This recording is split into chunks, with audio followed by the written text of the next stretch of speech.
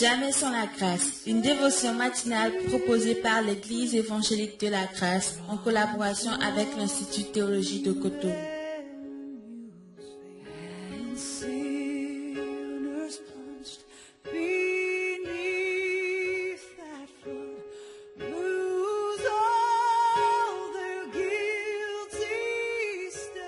Nouvelle journée, nouvelle provision. Bienvenue dans la dévotion Jamais sans la grâce, chers frères et sœurs. Que Dieu vous bénisse pour votre écoute, qu'il vous bénisse pour votre soutien aussi. Amen. Nous allons donc continuer dans notre sujet. Jésus a détruit les œuvres du diable. 1 Jean chapitre 3 verset 8. Le Fils de Dieu a paru afin de détruire les œuvres du diable. Amen. Et ce matin, nous allons donc continuer en lisant Ésaïe chapitre 8 verset 23. Mais les ténèbres ne régneront pas toujours sur la terre où il y a maintenant des angoisses. Si les temps passés ont couvert d'opprobre le pays de Zabulon et le pays de Nephtali, les temps à venir couvriront de gloire la contrée voisine de la mer, au-delà du Jourdain, le territoire des gentils. Amen. Ici, le prophète Ésaïe parlait de la période sombre que connaîtrait Israël, notamment la déportation.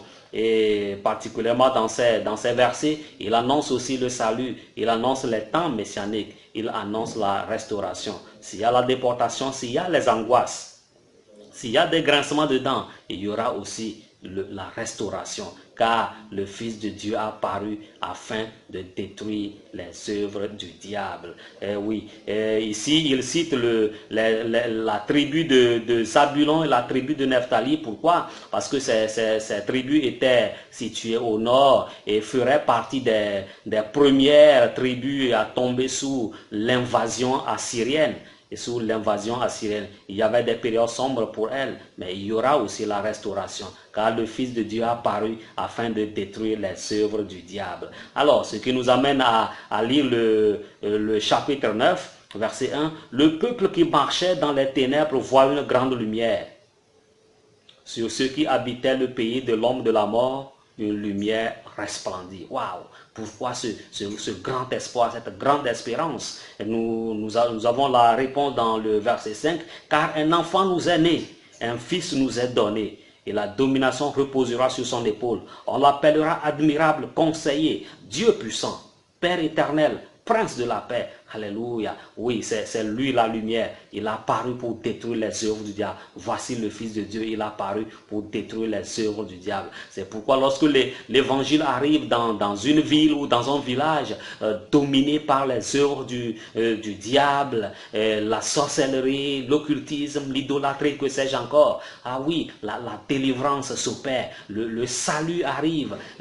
Waouh, j'aime ça, j'aime ces moments. Je me rappelle une fois nous avions organisé l'évangélisation dans un village où on pouvait voir de gros fétiches à chaque coin du village. Et lorsque nous avions organisé le porte-à-porte pendant la journée et le plein air, la soirée, on voyait des habitants qui sortaient nombreux. Ils étaient avec nous, ils chantaient, ils dansaient, ils étaient heureux. On voit le sourire qui était revenu sur les lèvres de plusieurs parce que la lumière est là. Parce que la vie est là. Le Fils de Dieu a apparu afin de détruire les œuvres du diable. Bien-aimé, lorsqu'il y a l'angoisse, lorsqu'il y a les grincements de dents, lorsqu'il y a les ténèbres, Jésus aussi a apparu pour détruire les œuvres du diable. Et il les a détruites. Il les a détruites. Le pouvoir noir s'en va. C'est fini. Maintenant, c'est le salut. Maintenant, c'est la lumière. Maintenant, c'est Jésus. C'est Jésus qui est là. Et bien aimé, c'est ce qui s'est passé pour nous aussi. Et nous étions dans les ténèbres perdus, mais le Fils de Dieu a apparu et nous a éclairés. Il nous a sauvés. Il nous a délivrés. Il nous a donné la vie éternelle. On peut être reconnaissant pour ça. On peut le louer. On peut chanter. On peut le glorifier. Parce qu'il a apparu, il a détruit les œuvres du diable dans nos vies. Il nous a libérés des chaînes. Il a coupé toutes les chaînes. Il nous a délivrés. Il nous a sortis. Il nous a donné la vie éternelle. Aujourd'hui, nous vivons pour lui. Nous sommes pour lui. Nous avons la vie éternelle. Bien-aimé, ce matin, Que Dieu vous bénisse, que Dieu nous bénisse. Bonne journée et à demain. C'est tout le temps que nous avons. S'il avait aimé cette dévotion, parlez-en à vos amis. Parlez-leur du message de la grâce et de ce qu'il fait en vous. Pour un sujet de prière, une question ou plus d'informations, contactez-nous. Téléphone 64 88 35 87 ou 96 42 69 05 ou par WhatsApp au 94 75 80 20.